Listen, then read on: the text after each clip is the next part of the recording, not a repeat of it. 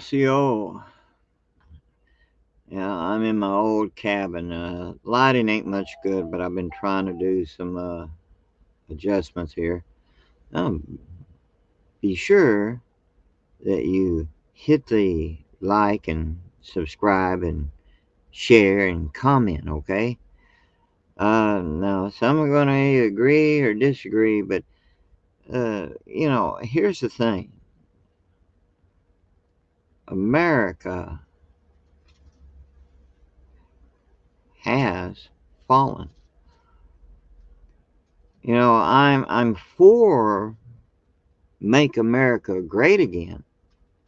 I believe in the values there. However, the reality is no matter how good a candidate is for the presidency and they win the election and they intend and try their best to straighten out the mess that the Communist Party has put in play in our country today in the current administration, there's only so much you can do.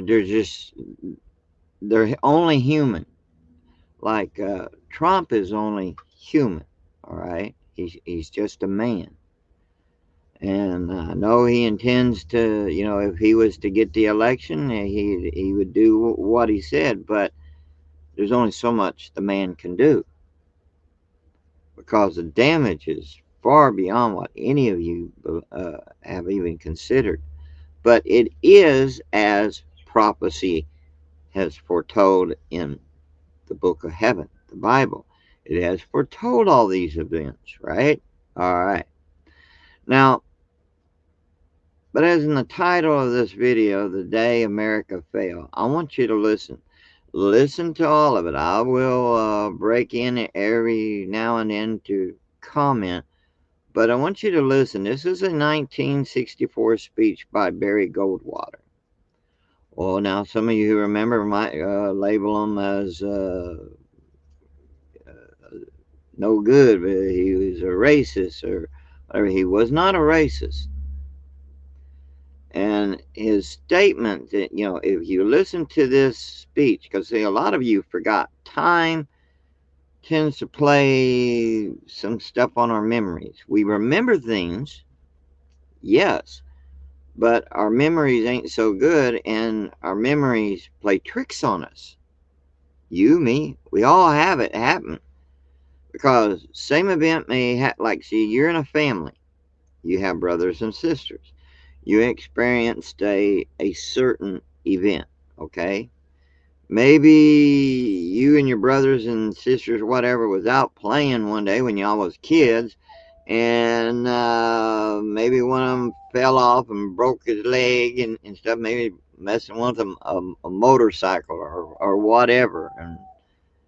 But each one's going to remember it a little different. Another one's going to say, no, you're wrong. No, it happened this way.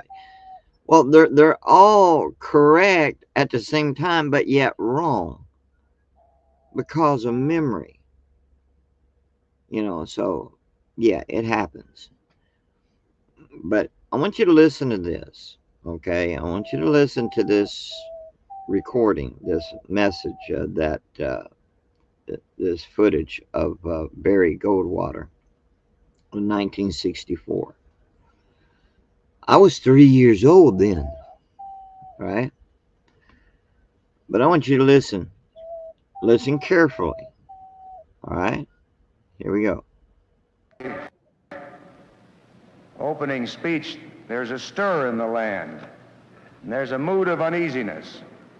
We feel adrift in an uncharted and stormy sea. We feel we've lost our way. As I say, I used those words in launching my campaign for the presidency of the United States, and they're words of great sorrow, for nothing is more tragic than to speak of drift and decay in your own native land.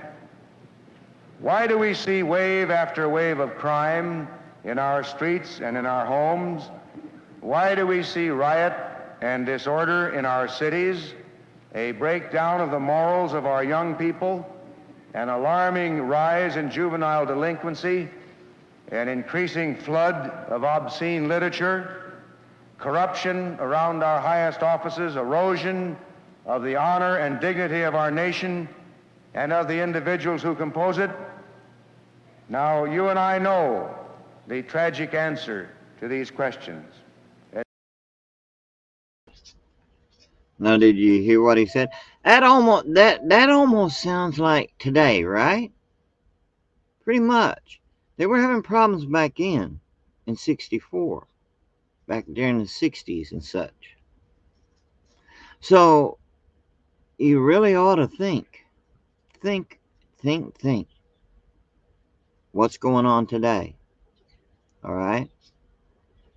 He was right for that time period, and he's still right for today. All right. Hold on. And the answer is that the moral fiber of the American people is beset by rot and decay. And the most tragic thing of all is that this decay has made its most virulent attack upon our young people. Just listen, for example, to what J. Edgar Hoover, a very faithful and impartial servant of the people, had to say about the recent wave of rioting. And I read, "While adult troublemakers often incited the riots, the mob violence was dominated by the acts of youths ranging in age up to the middle 20s. They were variously characterized by responsible people as school dropouts, young punks, common hoodlums, and drunken kids. Rioting by these young people reflects an increasing breakdown across the nation in respect for the law and the rights of other people to be secure in their person and their property." And that's what Mr. Hoover said about it. And in this same report, Mr. Hoover points out that juvenile arrests for serious crimes have been rising 3 times as fast as the juvenile population. In fact, crime as a whole is rising 5 times faster than the population growth. Now, just stop and think with me a moment about what a serious thing is happening in this land of ours. Now, you hear that? Think about it. Actually, think about it. Consider it, all right? You know, though years have gone by, but yet people are the same, but yet not the same, if you understand what I'm saying. The problem lies within, just that where things change, it is more with like technology and stuff, but the human nature is the same. Like Solomon said, talked about how something that, and I'm paraphrasing, and I'm not going to try to quote, exactly what he said. I'm just trying to drive a point. He mentions in Ecclesiastes that what was will happen again. In other words, what is has been done before. It's nothing new under the sun. Now, even though it's the same, some things can become even worse. But it's like history repeats itself. But now we're not only getting a repeat of history, we're getting it like 3-4-fold or more, 7-fold. We see the crime that's going on in our country. We see how the communists in the current government of the administration that's in office now, we see the results of their work, which is they do nothing but make things worse. That's what happens. And you know what? the thing is, we sit, and I say we, I mean like in the royal uh, we sit and complain and do nothing. And then when there's nothing done because we're doing nothing, we complain even more. Why? So the question one has to ask himself, what do I have to do? Well, I think you know the answer, but you still don't want to do it. I can't make you do anything. Nobody else can make you do anything. It can't make you decide or what. But I'll tell you this much, those people that's in there now, see, they work, all right, mind you, they work for the people. You're the employer. They are the employees. What does an employer do when employees are not doing their job or not doing their job correctly?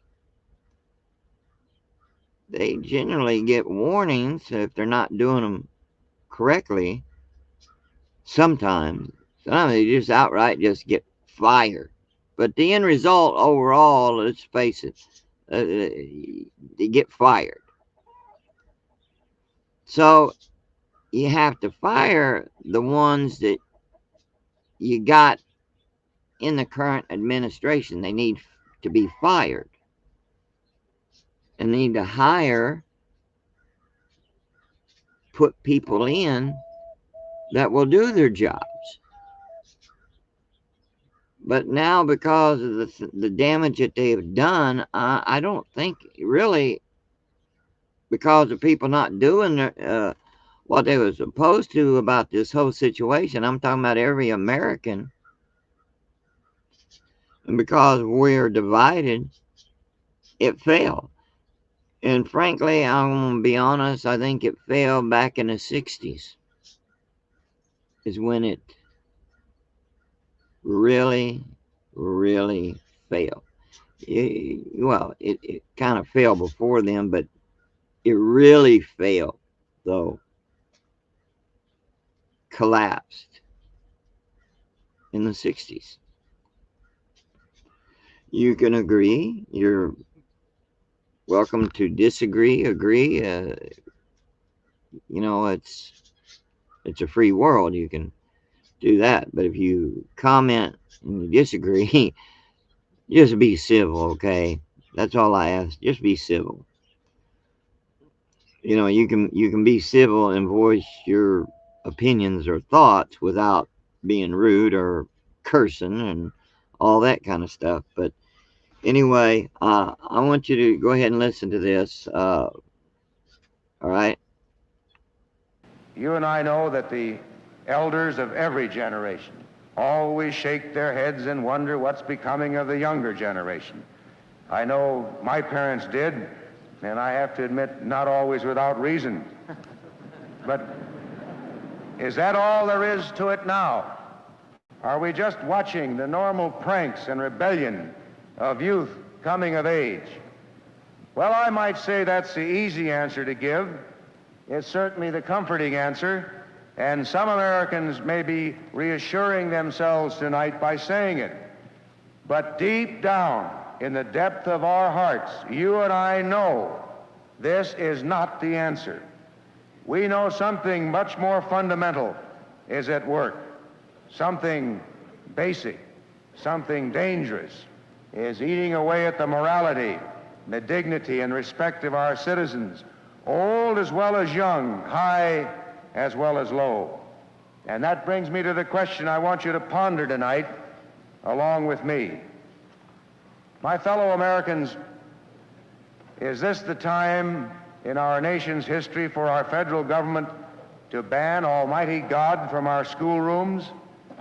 I'll remind you that for almost 90 years in the life of our country, children regularly said prayers in the public schools of states permitting it. And nobody in authority said it was against the Constitution to open or close the school day with a prayer that children of all faiths could join in offering if they wished to. Nobody said it was unconstitutional for a child to say grace for his fellow pupils before a meal. Yet 2 years ago, the Supreme Court struck down this tradition long honored in practice.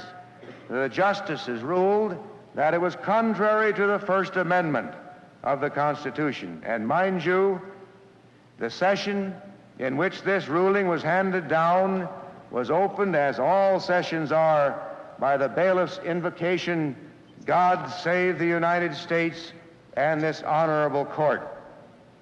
Now, millions of Americans have since expressed disapproval of this federal banning of worship in public schools.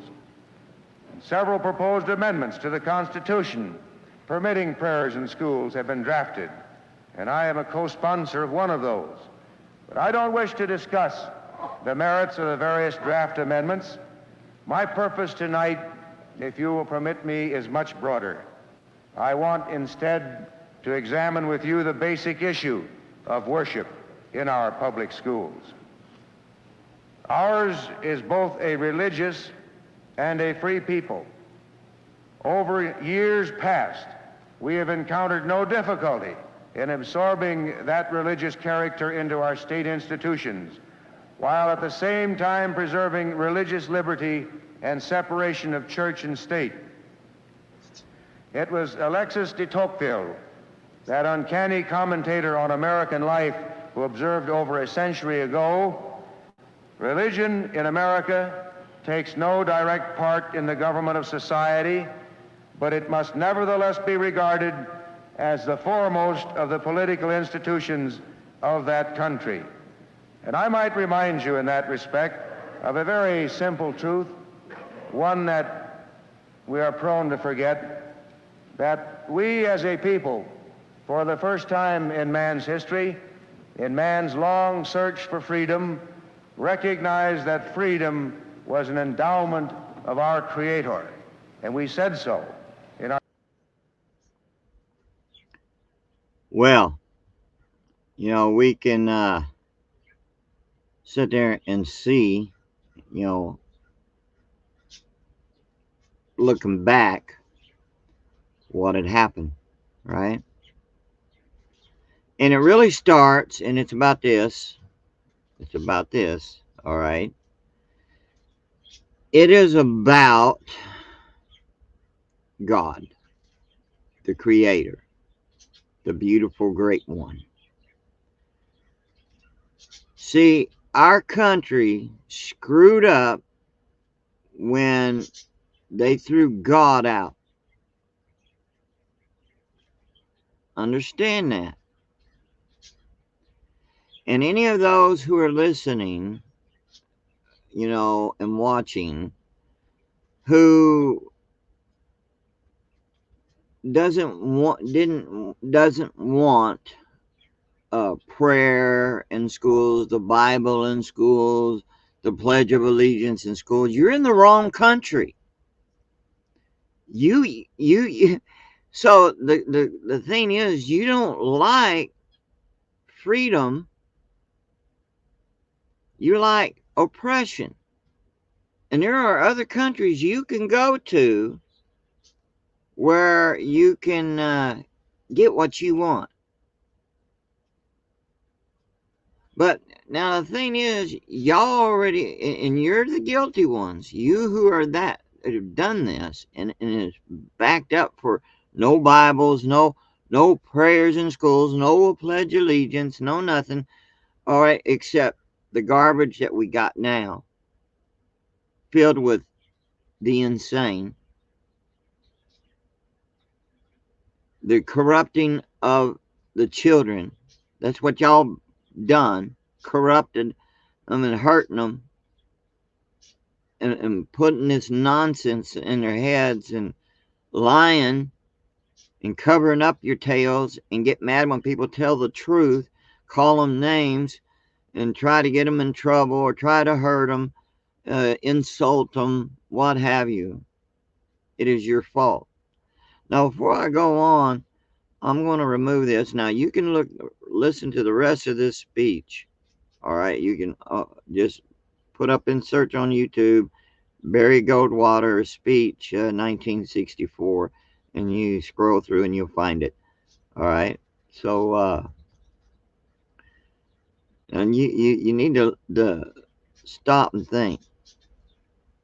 That's where in that period where you can say where our country failed, America failed. It had fallen. We are now no longer the United States, no matter how much we love America. You know, those of us who grew up in a free country and who remember the good old days when there was prayer in school, there was a Pledge of Allegiance in school, and etc. And families was valued. Well, now you have to sit there and say that now that's all gone. And when that was kicked out and pushed out, what you're left is with Marxism, communism, socialism, It's all the same. One is just one step higher than the other, but they're all really basically, it's like a stairway. The set of stairs it's the same stairway, just got steps, same way, but with communism, Marxism, socialism, on and on. Now we got, throw in that insanity, sandwich that in there. What do you call it? Woke. So, because right now, if you're a Christian, we have had freedoms for a long time. This country had been spoiled. We had everything, and now it's being taken away. Now, I want to warn you straight up, you who are Christians, remember, don't complain.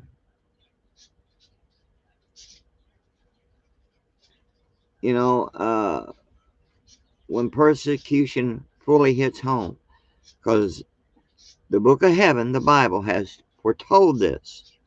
And it even says all who live godly will suffer, persecutions and will be persecuted.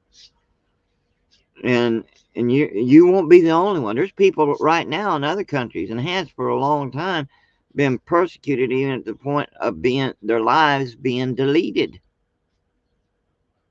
So the question is, what are you going to do when it starts hitting? It's already started, but it's in small. Right now, it's just a little bit. I'm not talking about because somebody called you a name. You think that's being persecuted? Yeah, you ought to be just glad that they're just only calling you a name. Or just throwing insults. Because you're going to be tried and tested to the point where your lives are at stake. That is it. So then the question is, what will you do? Will you sell out so you can have food on your table? Or some will say, well, I got to feed my family. So, the Lord understands. I'm going to tell you something. You sell out. That will be no excuse. Because the others before you, and even now in other countries, have not sold out their families. They have not sold themselves out. They're not a Judas, all right? Don't be a Judas. But you can say, I won't do that. Well, you ain't been tested yet. The testing is coming, and it's coming sooner than you think. So, I said enough. I just wanted to get you to think. Look how time has progressed. Things are the same as it was back then, but actually progressed worse. Are you understanding what I'm trying to say? I believe, in the values, in the truth of make America great again. But I'm sorry, America will never be great again because God was kicked out. When the day they kicked God out, that was the day America failed. Think about it. I love you all. I haven't been on here for a good while or anything, so I just wanted to share it with you, and I apologize for being so long gone, daddy. Um, it's been a little bit, been busy with things and have my other channel and then things around here at the homestead and everything. So and had other problems. Lost my mother back in October of last year, 2023. So a lot of other stuff, but never mind. The beautiful, great one, God is good. He is good all the time. Period. That's just right. But He does give us a choice: life or death. That's the choices He gives. Life is choosing to obey Him, choosing Him, to follow Him, to do His will, to serve Him. Death is throwing Him off to the side, trying to go it your own way. You see how it is with little kids. If you was not to look out after little kids and and give them rules for their own sake, what would happen to them? What would happen to your children if you just you want to go do it your way? Fine. What happens to them? Think about it.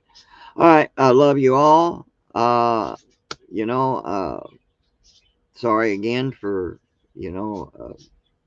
having not posted anything recent or anything. So you be blessed,